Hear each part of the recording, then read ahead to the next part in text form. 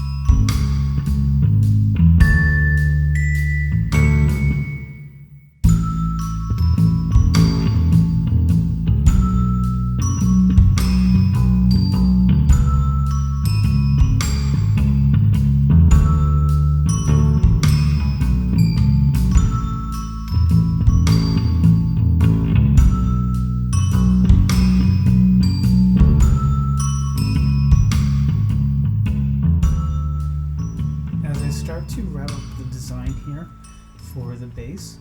We will be moving into Pixelogic ZBrush Core. You can do this next step in ZBrush Core, or any sculpting program that will allow you to import a 3D model, whether it's an STL, OBJ, or an FSX file, or whatever other format. I could probably technically just finish everything up in Fusion 360, but this next step really needs something that is more geared towards a less engineered, more sculptorish-ish like form. So what I'm doing as I try to figure things out, is pulling in images. I'm creating them into a black and white, and I'll be bringing them into, like I said, ZBrush Core here, as you see here, to make my structure. Unfortunately, and I'm sorry for this, the images may be slightly out of sequence, and this is all old footage, so everything here that you see is me trying to get caught up on the projects that I've done in the past. Also, what you're seeing here is me trying to sense and find the best way of approaching this in ZBrush Core. So that's how I need to do this, because I don't have a whole lot of experience using ZBrush or their offshoots. And I'm going to encourage you to do so. I think there's a free version now, but if anything, I will recommend that you get at least ZBrush Core and skip over the free version. It's fairly cheap, and it allows you to do quite a bit for what the software is. And ultimately, it'll give you a foundation if you wanted to move forward in digital sculpting.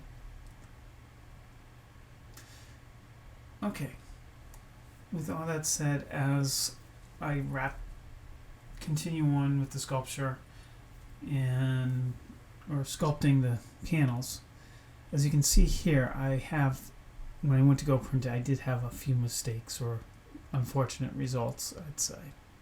But in the end, I did get it completed, as you saw at the beginning.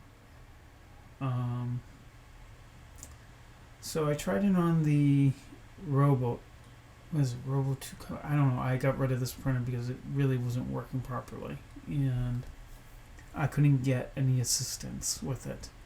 The part that I think was the issue, they wouldn't sell me the part to fix it. So I ended up having to move on from this printer. So what you see here is fairly irrelevant, and it did a pretty rough job anyways. I was not happy with the results. But then again, it is really tough printing with wood filaments, because they are very coarse and they are very brittle. And if the glue that binds them, or the plastic that binds the material together, isn't blended properly, you're going to get fails. So as you can see, I did this on Prusa. Since then, I have gotten far better results than this. I had just gotten the Prusa at this point, so this is the result from the Robo, apparently. Like I said, this is all old stuff, so yeah. What I ended up doing at that point is, I believe I sanded it down to clean up a lot of those layer lines from the wood filament, and clean up the inside from all that spidering. For a really nice result, actually. So once I got that all taken care of, see, I ended up reprinting it on the Prusa, and I did a better job. If that tells you anything.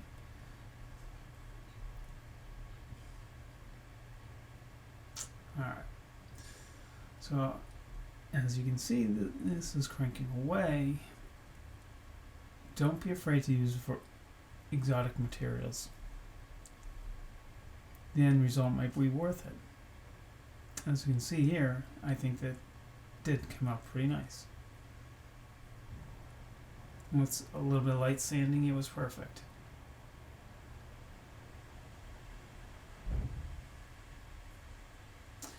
Alright, with that, guys, subscribe for more. I still got a few other videos that I need to catch up on for you guys. That's just a matter of me getting down to it.